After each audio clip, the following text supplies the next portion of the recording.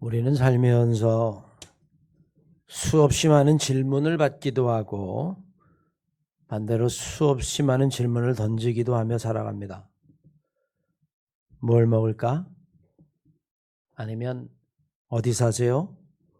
이런 아주 간단한 질문으로부터 시작을 해서 오늘 안색이 안 좋으신데 뭐 기분 나쁜 일이 있으신가요?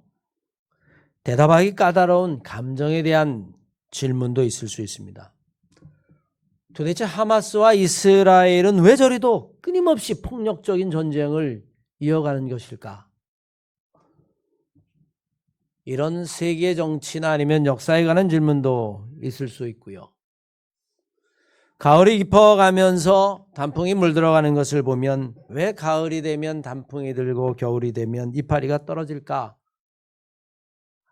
스스로 생각하는 자연에 대한 관심이 있을 수도 있습니다. 어쩌면 인류의 역사는 이처럼 질문하고 그 질문에 대한 답을 구하는 것이 인류의 역사다 말씀드릴 수도 있겠습니다. 생각해 보면 질문에 대한 답을 찾아가면서 세상을 바꾼 일들은 수없이도 많습니다. 아이작 뉴턴이라고 하는 현대 물리학의 아버지, 그는 그의 글에서 이렇게 이야기하죠. 사과나무 그늘에 앉아서 사색에 잠겨 있을 때에 왜 사과는 항상 지면을 향하여 수직으로 떨어질까? 지구가 정말 둥글다면 하늘로 날아가든지 아니면 옆으로 떨어져야 하는데 왜 모든 사과는 곧장 수직으로 땅을 향해 떨어질까? 분명히 이것은 당기는 힘이 있기 때문일 것이다. 세상에 존재하는 모든 질량을 가진 물건들은 서로 당기는 힘이 있다. 여러분, 이게 만유인력의 법칙이에요. 만유인력의 법칙이라고 하는 것도 아주 사소한 질문에 대한 답을 찾다가 도달하게 되어지지요. 살면서 던지는 모든 질문의 결국 끝에서는 인생에 대한 질문으로 귀결이 되게 되어 있습니다. 나는 누구인가? 왜 살아야 할까? 이렇게 사는 것이 맞는가? 나는 왜 이렇게 태어났을까? 결코 답이 없을 것 같은 질문이기도 하지요. 모든 질문에 우리는 답을 찾을 수 없을지도 모릅니다. 지난주에 일본의 나가사키라고 하는 곳을 다녀왔습니다. 저는 처음 일본이라고 하는 곳을 가보았는데요. 역사적인 반감도 있고 그래서 사실 꺼리다가 이번에는 특별히 나가사키가 일본 기독교의 가장 큰 박해의 중심지이기 때문에 그 선교의 역사를 보고자 잠시 들렀습니다. 정말 혹독한 고문과 그 고문 속에서 일본 그리스도인들이 어떻게 순교했는지가 그 흔적이 고스란히 남아 있었어요. 정말 잔인하다. 이렇게 잔인할 수가 있을까? 몸서리치는 선교의 역사죠. 순교의 역사이기도 하고, 일본의 인구가 1억 2천만이로 알려져 있는데 기독교인이 20만 30만이라고 이야기하면 여러분 0.2%가 되지 않는 겁니다. 그 이유가 이스라엘의 그 순교의 역사, 박해의 역사를 보면 어느 정도 답을 찾을 수 있을 것 같기도 했어요. 기회가 되면 우리 교인들과도 한번 가보아야겠다, 그런 생각을 하고 돌아왔습니다. 인상 깊었던 것은 소토메 지역이라고 하는 그곳에 일본의 문학가 엔토 슈사쿠라고 하는 사람이 작품을 쓰게 되는데 그것이 배경이 되는 지역이에요. 그의 작품 침묵이라고 하는 책에서 일본의 기독교인의 박해의 역사를 문학적인 작품으로 다루어 놓았습니다. 작가는 거기서 이렇게 질문을 던집니다. 이렇게 많은 당신의 사랑하는 그리스도인들이 죽어가는데 하나님은 도대체 왜 침묵하고 계십니까? 살아계시다면 지금이라도 이들을 구원해야 될 것 아닙니까? 왜 당신은 침묵하고 계십니까? 하나님에게 질문하고 있는 거죠. 사실 우리가 던지는 질문, 받는 질문에 정답이 다 있는 것일까요? 정답이 있는 것도 있고 없는 것도 있을 수 있습니다. 복음서에 등장하는 주님과 제자들의 대화를 엿보면 우리는 이런 과정을 쉽게 얻을 수 있죠. 제자들이 주님에게 던지는 질문도 있습니다. 요한복음 9장 2절 이하의 말씀에 보면 제자들이 예수님에게 묻죠. 선생님, 이 사람은 태어나면서부터 맹인인데 도대체 이 사람이 맹인으로 태어난 것은 누구 때문입니까? 자기의 죄 때문입니까? 아니면 부모의 죄 때문입니까? 그는 어떻게 이렇게 고통스러운 운명에 무게를 지고 태어났단 말입니까? 누구 때문입니까? 결코 쉽지 않은 질문이죠. 주님도 이 사람이다, 부모다라고 대답하지 않습니다. 그 이후 3절 말씀에 보면 이 사람이나 그 부모의 죄로 인한 것이 아니라 그에게서 하나님이 하시는 일을 나타내고자 함이라. 정답인 것 같기도 하고 정답이 아닌 것 같기도 하고. 우리 인생은 그렇게 질문을 던지고 받죠. 반대로 주님이 제자들에게 던지는 질문도 있습니다. 마태복음 16장 이하의 말씀에 보면 주님이 빌립보 지방에 있는 가이사라고 하는 곳에 이르러서 제자들에게 이야기합니다. 사람들이 나를 누구라 하느냐? 더러는 엘리야, 더러는 모세, 선지자 중에 하나라고 이야기합니다. 그러면 너희는 나를 누구라 하느냐? 내가 누구냐? 주님이 제자들에게 던진 질문이에요. 베드로가 받아서 이야기하죠. 주는 그리스도시요 살아계신 하나님의 아들이십니다.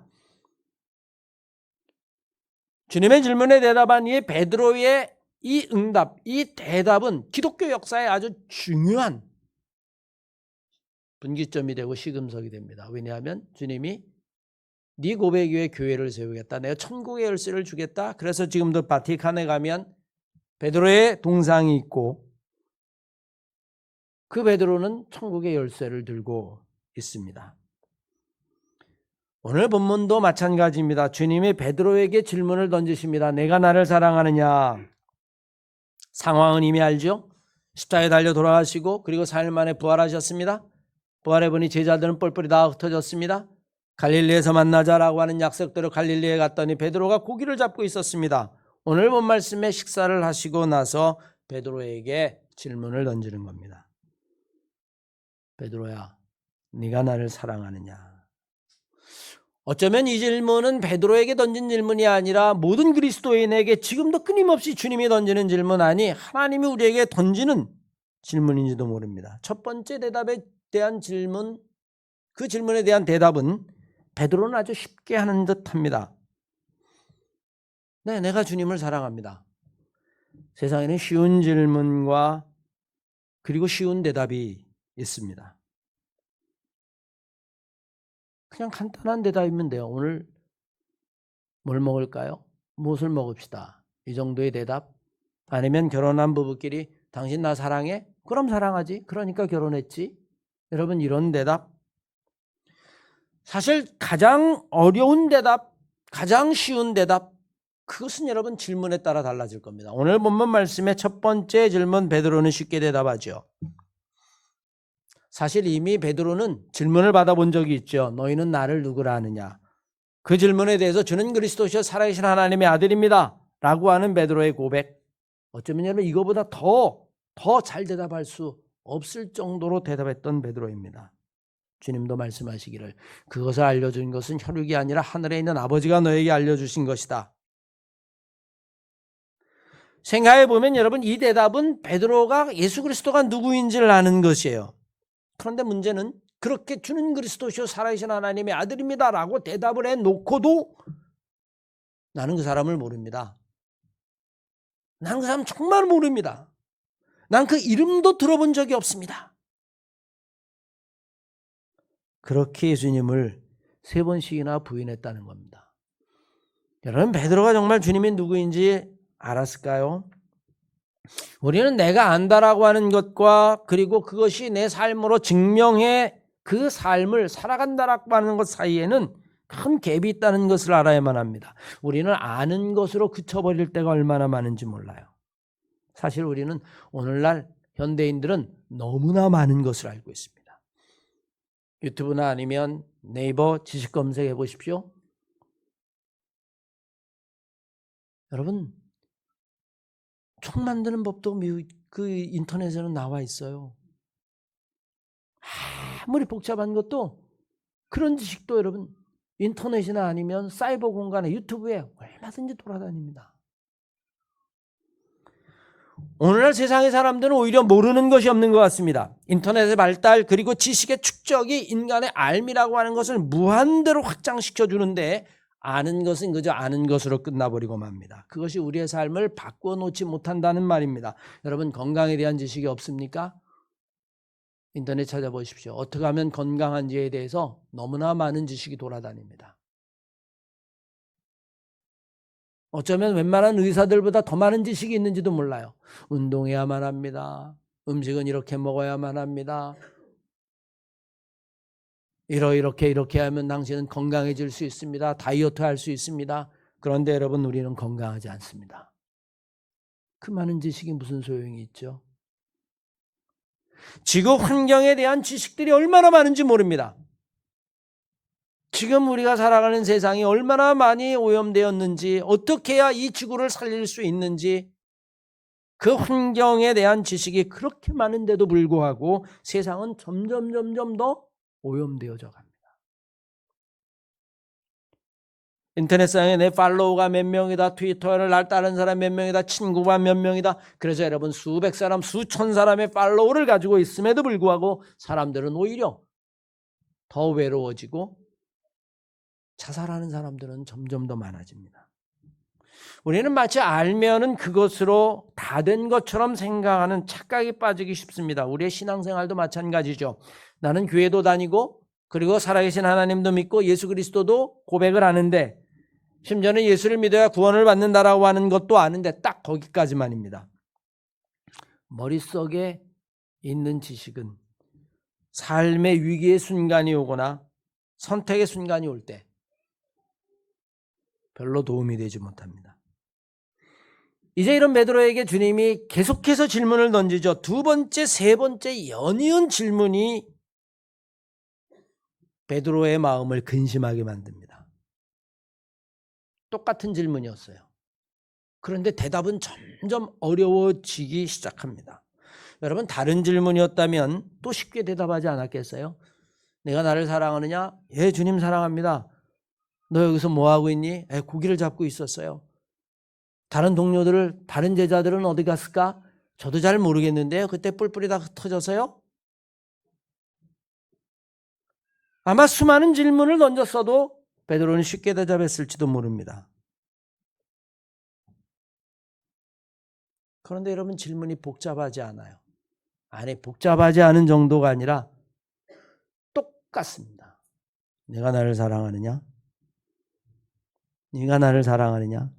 그런데 여러분 대답은 점점 어려워지기 시작합니다. 왜 이럴까요? 어려운 질문이 아니라 네가 나를 사랑하느냐? 네가 나를 사랑하느냐? 네가 나를 사랑하느냐라고 하는 동일한 질문임에도 불구하고 베드로를 근심하게 만들었다라고 이야기합니다. 베드로를 점점 혼란스럽게 만들고 더 많은 것들을 생각하게 하는 질문이기 때문에 그렇습니다. 생각이 점점 깊어지는 질문이라고 이야기할까요? 같은 질문이지만 쉽지 않은 대답. 두 번째 질문에 주여 그러하이다. 내가 주님을 사랑하는데 주께서 하시나이다. 그런데 이어서 똑같은 질문 내가 나를 사랑하느냐라는 질문에 베드로는 근심하며 대답했다라고 이야기합니다. 쉽게 예? 예. 왜 자꾸 물으실까? 여러분 베드로의 근심은 당연한 겁니다. 질문의 의도를 생각했을 겁니다. 똑같은 질문이 반복되어지면 사람은 누구나 그렇죠. 그리고 자신을 돌이켜볼 수밖에 없었을 겁니다. 왜 똑같은 질문을 하실까? 내가 사랑한다는 말을 못 믿기 때문일까? 내가 그렇게 사랑한다고 이야기할 수 있는 자격이 있을까? 주는 그리스도 살아계신 하나님의 아들입니다라고 이야기하고 얼마 안 가서 나는 당신 몰라요. 당신 몰라요. 당신 몰라요. 그렇게 이야기했는데 내가 이렇게 또 3번씩이나 사랑합니다. 사랑합니다. 사랑합니다라고 이야기해놓고 내가 또 배신하는 것은 아닐까? 자기의 과거뿐만이 아니라 현재 등등 수많은 것들을 생각하면 생각할수록 베드로는 고민스러웠을 겁니다. 여러분, 세상에서 가장 어려운 질문이 무엇인 줄 아십니까? 그것은 스스로 자기를 돌이켜보게 만드는 질문입니다. 미국의 대통령이었던 지미 카터가 육군사관학교에 있을 때 그가 우수 성적으로 졸업을 했는데 그가 마지막 졸업식에 섰을 때에 그의 상관이 그에게 물었답니다. 그대는 최선을 다했는가? 네, 최선을 다했습니다. 또 묻더라고요. 정말 최선을 다했는가? 멈칫하는 거죠. 최선을 다했습니다. 정말 최선을 다했다라고 자신 있게 말할 수 있는가? 대답할 수 없습니다. 고민이 되는 거죠. 정말 나는 최선을 다했는가? 자기를 돌이켜보게 되고 그러면 여러분 대답은 어려워지는 겁니다. 그런데 베드로가 정말 고민했던 것은 그것만이 아니었습니다. 정작 가장 큰 고민은 뭐냐 하면 사랑합니다. 내가 주를 사랑합니다. 라고 하는 것이야말로 말로 증명할 수 있는 것이 아니기 때문에 그렇습니다. 사랑해 라고 하는 것으로 해서 사랑하게 된다면 세상에 사랑만큼 싸구려 감정은 없을 겁니다. 왜? 여러분들은 수없이 사랑한다라고 이야기하기 때문이죠. 여러분 정말 교회를 사랑하십니까?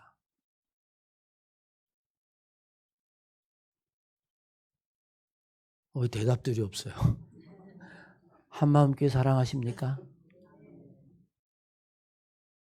정말 한마음교회를 사랑하십니까?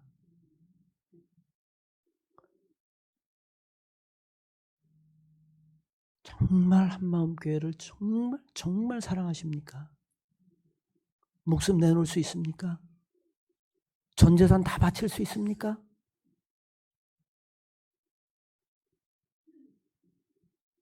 세상에 무엇보다도 베드로는 예수님이 계속 묻자 고민했습니다. 질문은 같지만 계속되어지는 그 질문의 무게는 결코 같지 않습니다. 점점 무거워지고 점점 깊어지고 사랑은 말로 하는 게 아니구나. 내 삶 전체를 다 드려야 하는 거구나. 사실 여러분 세상에서 가장 어려운 질문은 하나님 앞에서 자신을 돌아보는 질문입니다. 하지만 이것은 우리가 살면서 반드시 꼭 받아야 하는 질문이기도 합니다. 마태복음 16장 말씀에 보면 주님이 베드로에게 너는 나를 누구라 하느냐라고 하는 질문과 오늘 본문 말씀의 질문은 결코 같은 의미는 아닙니다. 주는 그리스도의 살아계신 하나님의 아들입니다 라고 하는 그 대답은 그렇게 입술로 고백하는 것으로 끝났을지 모르지만 그는 아마 얼마 못 되어 자기가 예수 그리스도를 3번이나 부인했다는 것을 잊었을 리가 없습니다. 그런 상태 속에서 내가 나를 사랑하느냐라고 하는 질문을 3번씩 받은 베드로, 그는 마음에 상처를 받고 슬퍼지기까지 했습니다. 여러분 오늘 본문 말씀에 보면 27절 말씀에 근심했다라고 이야기하는데 성경의 번역이 뉘앙스가 조금씩 달라요. 새번역 성경에는 뭐라고 이야기를 했냐면 3번이나 물으시니 불안해서 주님께서 모든 걸 아십니다. 이렇게 번역이 났고요. 공동번역 개정판에서는 뭐라고 이야기했냐면 3번이나 예수께서 나를 사랑하느냐 물으시니 베드로의 마음이 슬퍼졌다. 쉬운 성경에서는 이렇게 번역을 해놨습니다. 3번씩이나 물으시니 베드로는 거의 울상이 되었다. 현대인의 성경 말씀에 보면 3번이나 물으시니 슬픈 표정을 지으며 주님은 모든 것을 아십니다. 한글 킹 제임스 버전 3번이나 내가 나를 사랑하느냐 물으시니 베드로가 상심하더라. 상심, 마음의 상처를 입었더라. 현대 성경에는 3번이나 같은 질문을 하자 근심이 생기면서 베드로가 대답했다. 리브라고 하는 영어에는 여러분 Peter was hurt 이렇게 돼 있어요. hurt. hurt가 무슨 뜻인지 아십니까? 마음의 상처를 받아서 그런 뜻이에요. 왜 자꾸 물으실까? 나를 못 믿는 걸까? 처음에는 쉽게 대답했어요. 킹제임스 버전에는 여러분 이렇게 번역해 놨습니다. Peter was grieved. 너무너무 슬펐다. 똑같은 질문을 똑같이 던질 때에 세 번째 대답하면서 베드로는 마음이 슬펐다. 이것은 여러분 머리로 아는 것과 가슴으로 영혼으로 아는 것과의 차를 이야기합니다. 주는 그리스도시여 살아계신 하나님의 아들입니다 라고 하는 것은 머리로 알았을지 모르지만 네가 나를 사랑하느냐라고 하는 것은 머리로 아는 것이 아니기 때문에 그래요. 가슴으로 영혼으로 그리고 삶으로만 대답할 수 있는 것이기 때문에 그렇습니다. 오늘날 이 땅에 예수를 모르는 사람이 어디 있겠습니까? 교회를 열심히 다니지 않아도요. 잘 압니다. 어렸을 때 한 번쯤 끌려가서 교회에 가볼 수도 있고요. 총동원 전도 주일에 한 번 간 이후로 그 이후로 교회를 안 가는 사람도 있을 수 있고요. 교회를 좀 다닌다라고 하는 사람들도 있을 수 있고요. 하지만 정말로 예수를 사랑하느냐라고 하는 문제는 전혀 다른 문제죠. 주님보다 더 사랑하는 것이 우리들 사이에 얼마든지 있습니다. 그래서 여러분 첫 번째 질문이 이 사람들보다라고 이야기했어요. 이게 사람이라고 하는 인물 대명사가 아니라 지시 대명사가 될 수도 있다. 제가 한번 그렇게 설명을 했는데 이것들보다 네가 나를 더 사랑하느냐라고 하는 질문이에요. 제가 아는 친구가 오랫동안 대만에서 선교를 했어요. 근데 교회는 하나 왔는데 대만 사람인데 아주 부자랍니다. 그래서 야 이제 하나 결실을 하나 보다 생각하는데 교회를 꼬박꼬박 열심히 나와서 한 6개월 정도 신앙생활 한 다음에 그러면 신방을 가십시다 라고 이야기해서 신방을 가자고 이야기했더니 아유 목사님 모시라고 얼마든지 와서 축복기도 해달라고. 그래서 여러분 갔다 합니다. 딱 들어갔더니 첫 번째 딱 예수의 상이 있어서 야 신앙이 좋구나 생각하고 딱 두 번째 문으로 들어갔더니 집이 큰데 들어갔더니 오른쪽에 부처상이 있더래요. 조금 딱 들어갔더니 장비상이 있고 그리고 여러분 맨 마지막에 거실에 갔더니 금거북이 커다란 게 있답니다. 다 사랑하는 거예요. 예수도 사랑하고 부처도 사랑하고 장비도 사랑하고 금거북이도 사랑하고 하여튼 복만 된다면 돈만 된다면 내가 잘 되기만 한다면 모조리 다 사랑하는 거죠. 그건 여러분 진짜 사랑이 아니죠. 자기 사랑일 뿐입니다. 아니 돈 사랑일 뿐입니다. 부귀영화만 사랑하는 것뿐입니다. 우리의 신앙은 머리로 아는 것에 머물러 있어서는 안 됩니다. 가슴으로 아는 신앙으로까지 나가야 하고 그것은 우리의 삶으로 증명해야 한다라고 하는 사실이에요. 잠언 8장 17절 이하의 말씀에 의하면 나를 사랑하는 자들이 나의 사랑을 입으며 나를 간절히 찾는 자가 나를 만날 것이다. 여러분 그렇게 이야기합니다. 어쩌면 여러분 베드로에게만 3번 물으신 것이 아닐 거예요. 오늘도 주님 우리에게 여전히 묻고 계십니다.